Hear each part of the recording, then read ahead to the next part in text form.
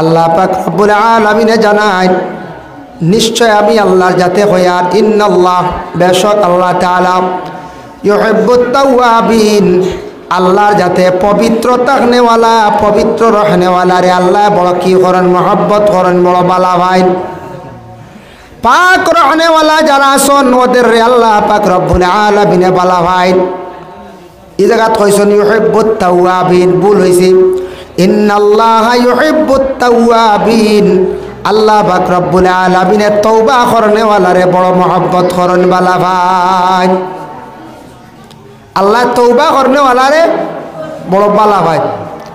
মানুষ জীবনে মানুষে তার জিন্দেগির মধ্যে গুনাহ করি লাইছে জানিয়া হোক অজান্ত অবস্থায় হোক মানুষের জিন্দেগির মধ্যে গুনাহ করি লাইছে সে গুনার কথা যদি চক্কর সামনে হাজির রাখিয়া স্মরণ করে ইয়াদ করিয়া আল্লাহর বান্দা যদি খান্দে আল্লাহর দরবারও যদি সে খান্দে আর তওবা যদি করে আল্লাহ পাক রব্বুল আলামিনে যত বড় গুনাহ করুক না কেন তওবাকারীর তওবারে আল্লাহ কবুল করেন গুনারে আল্লাহ মাফ দিলায় আল্লাহর জাত তওবা করনেওয়ালারে বড় পছন্দ করেন বান্দা গুনাহ করার পরে তওবাকারীর আল্লাহ বড় বালা ভাই যেমন কোনো মানুষ একটা ভুল করছে ভুল করিয়া যদি একজন মানুষের কাছে যদি মানুষরে মনে করক কোনো কারণবশত গালি দিলাইছে দুঃখ দিলাইছে দুঃখ দেওয়ার পরে যদি ও মানুষটারে যদি আবার এই মানুষটা গিয়া যদি ভুল স্বীকার করিলা হয় বাইরে হঠাৎ ব্যতিক্রমে আমি তোমারে কিছু গালিয়াই দিছি দুঃখ দিলাইছি তুমি আমারে মাফ করিয়া দিলাও এইভাবে ভুল স্বীকার করনেওয়ালারে সবেও বালা ভাইন আর আল্লাহ কইতে আমার বান্দা ভুল করার পরে যখন আমার কাছে যখন সে মাফ চাইলায় আমি আল্লাহর যাতে এই বান্দা বান্দি সকলরে মাফ দিলাই আল্লাহ কি জীবনে গুনাহ করছি জানিয়া অজানিয়া সীমা নাই কত গুনাহ আমরা করছি আল্লাহ গুনাহ মাফ দিবা তওবাকারী যেন তওবা করবা বেশি করিয়া তওবা কইতে এই মেকুরর লাগা তওবা নাই গলাত গোসা লাগলে দেখে মেকুরে আলি গালো তবলায় বুঝাইছেন আমার মেকুরে তবলায় রানি গালো ওইটা মেকুরর লাগান তওবা করিয়া কামাইতো গুনাহ করি লাইছি একবার দুইবার তিনবার করি লাইছি লাস্টে এমনভাবে তওবা করতাম আল্লাহ জীবনে যেটা করি লাইছি আর নাম ও আল্লাহ তুমি আমারে মাফ দেও আল্লাহ তুমি আমারে মাফ দেও খয়া যদি বন্দা কাকতি মিনতি করিয়া আল্লাহর দরবারে যদি সেখান দিতে পারে ওরে আল্লাহর বন্দেগান আল্লাহ যত বড় গুনাহ করুক তাদের গুনারে আল্লাহ মাফ দিবা ইন্নাল্লাহা ইউহিব্বুত তাওয়াবিন ওয়া ইউহিব্বুল মুতাতাহহিরিন আর আল্লাহ পবিত্র রহনেওয়ালারে আল্লাহ বড় পছন্দ করেন পাক রহনেওয়ালা পাক রইতে গিয়ে আমরা মসজিদও পড়িছি নমাজর আন্দর বাই 13 ফরজ বাহিরে 7 ফরজ আন্দর 6 ফরজ ওলা পড়িছি রানি ফয়লা বদন ভাগ মানুষে যদি তার জিন্দেগির মধ্যে যদি শরীরে পাক যদি রাখে না আল্লাহর ইবাদত বন্দেগি করলে কবুল হবে না এর লাগি বদনটারে সর্বপ্রথম আপনারা আমার ভাগ রাখতাম বদন ভাগ রাখতে গিয়া যদি কেউ খালি সুন্দর করিয়া গোসল করিলে পাক নিবলে না শরীরের আরো কিছু অঙ্গগুলা পরিষ্কার রাখতে লাগি আমরা সুন্দর করে সাবান দিয়ে গোসল করলাম লাক্স লাইব 100 না কইলা ওই গেছে খাম হয়ে গেছে না না তাই সুন্দর করে গোসল করতেন নাকে দিয়ে দেখা যায় লম্বা লম্বা রুম বাড়ি গেছে ইয়া আল্লাহ গাদ্দার গাদ্দা হল এইনার ভাগ রইলান ইলা মানুষ পাইবা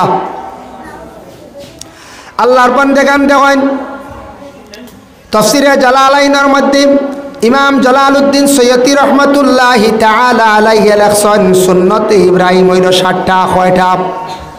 60টা সুন্নতে ইব্রাহিমর সুন্নতি গুণ আদায় করতেও লাগে এর মধ্যে মহিলাদের জন্য কিছু ছাড়া আছে পুরুষের লাগি পুরা 1 নম্বর হইল গিয়া মাথার চুল সুন্দর করিয়া সুন্নতি তরিকায় মানে সমান করি কাটে হইল গিয়া সুন্নত এর লাগি ছাত্র জীবনে তুমি তার চুলর ডিজাইন করিও না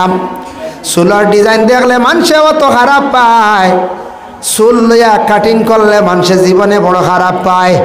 চুল পুরুষে ডিজাইন করক্কা মহিলা ডিজাইন করক্কা মানুষ যাতে দেখার পরে বড় খারাপ পায় মানুষে চুল দেখিও প্রমাণ করিলে বালা মানুষের ভুয়া নি না খারাপ মানুষের ভুয়া। ভাই ফুয়াটা খারাপ নি না বালা, মেয়েটা খারাপ নি না বালা, খালি চুলো খালি ডিজাইন দেখা মাত্র কইব ছেলেটার স্বভাব বালা না। আর মেয়ের যদি চুলো ডিজাইন দেখে উঠিয়েও কইব চরিত্র বালা না, কইব না না কইছে। তাহলে চুলোর ডিজাইন বিলকুল করিও না আল্লাহকে ওয়াস্তে। মাদ্রাসার ছাত্র তুমি তাই সবে খেয়াল করবা, সমান করে চুল কাটিবা। আমি গল্লা লইম বাদে, আমি তো এমন চুলোর লাই খুব ডান্ডা দেই, চুল সমান হইতো। যারা আর বেশম বুধবাইমু অদ্য একবার ইনকোয়ারি করমু, আইস তো খন্ডর যা কইসলা আজকে গেছে গিয়া আখতা খাইলে ইনকোয়ারি করমু। যারা আর চুল দেখমু বেশম আছে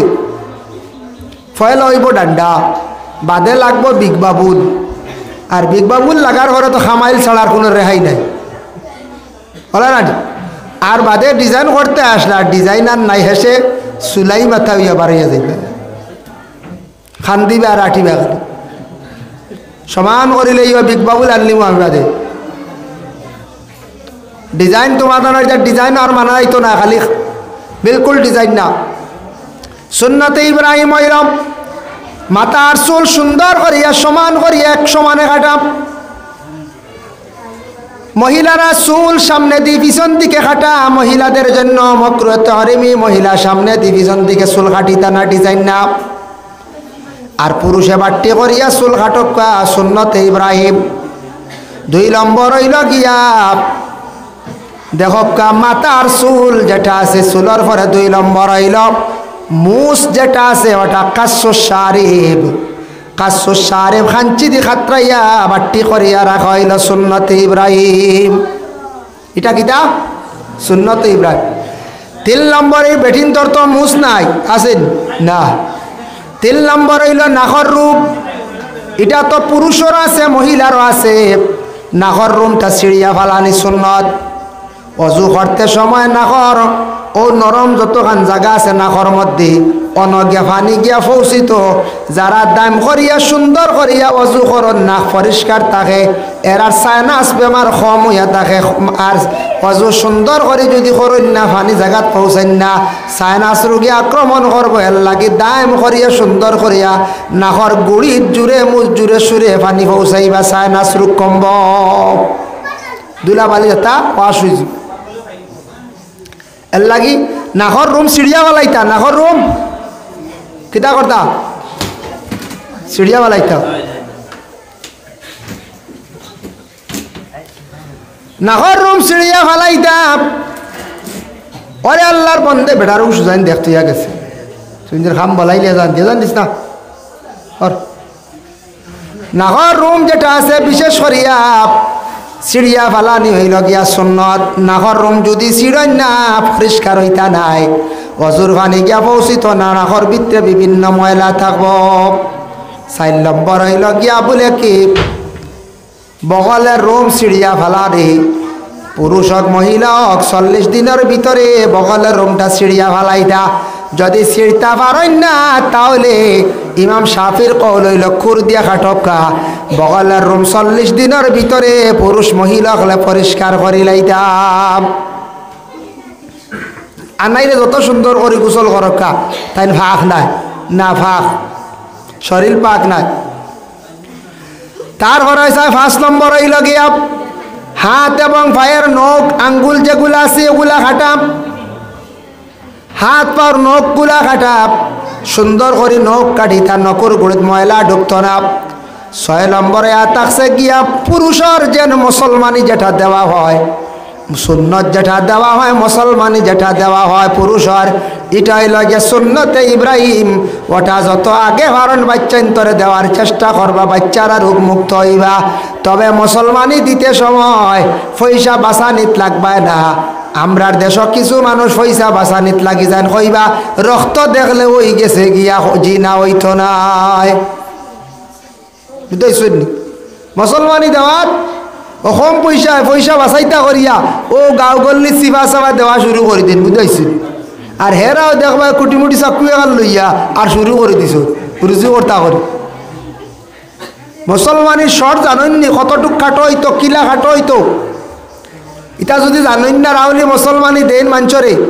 তে বুধবাইবা তার হক আদায় হয় না তে একদিন জবাব দিবা আবার দেশ একটা আল সিঙ্গেলেগু হারাই আনলে খালি রক্ত দেখায় শেষ হয়ে গেছে তার রক্ত দেখলে এটা মা বাবার উপরে দায়িত্ব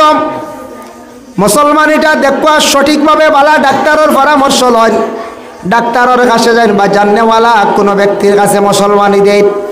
যেসার কাছে মুসলমানি আউরি দিবা না যেসার কাছে দেওয়া যাইবা না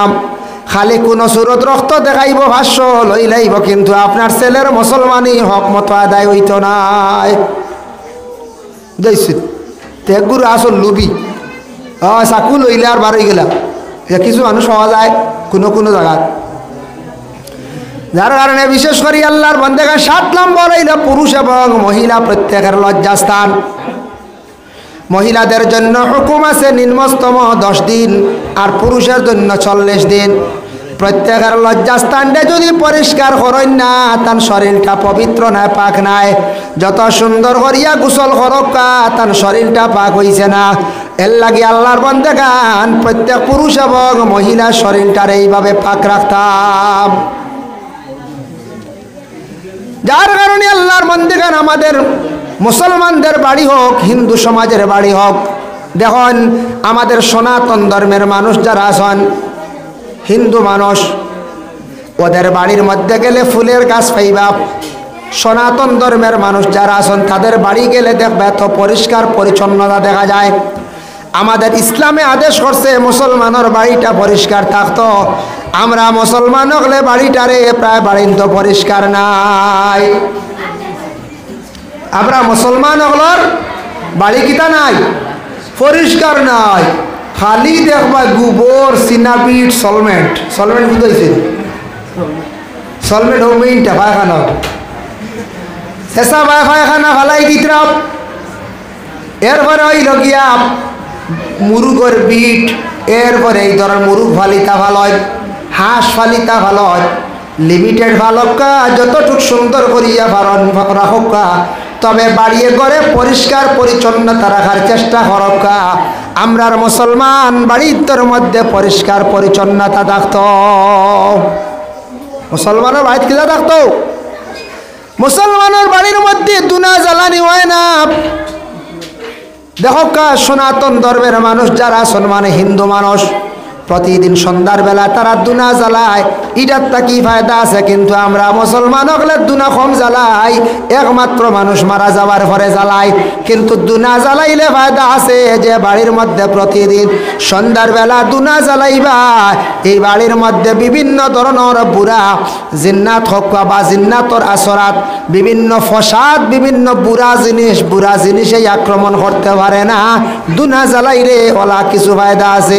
আমরা দায়ম করিয়া যদি জ্বালাই অটোমেটিক একটা ফায়দা ভাইয়া যাইম এর লাগিয়া দুনা জ্বালাকা বাড়িত ফুল গাছ লাগাকা কিছু ফলের গাছ লাগাকা বাড়ি পরিষ্কার করকা ইসলামে পরিষ্কার পরিচ্ছন্নতা চায় দাঁত সুন্দর করি মানজন মিসওয়াক ব্যবহার করেন মিসওয়াক হইল নবীর একটা সুন্নত আমরা আহলে সুন্নাত ওয়াল জামাতের আকীদার মানুষ আমরা মিসওয়াক কিন্তু করিয়ার নাম আমরা মিসওয়াক করিয়ার নাম ও ভাই মুসলমান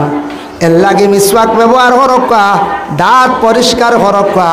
দাঁত যত সুন্দর করিয়া পরিষ্কার করবা তত বেশি জীবনে আপনার ফায়দা হইব এর লাগে দাঁতরে পরিষ্কার রাখতা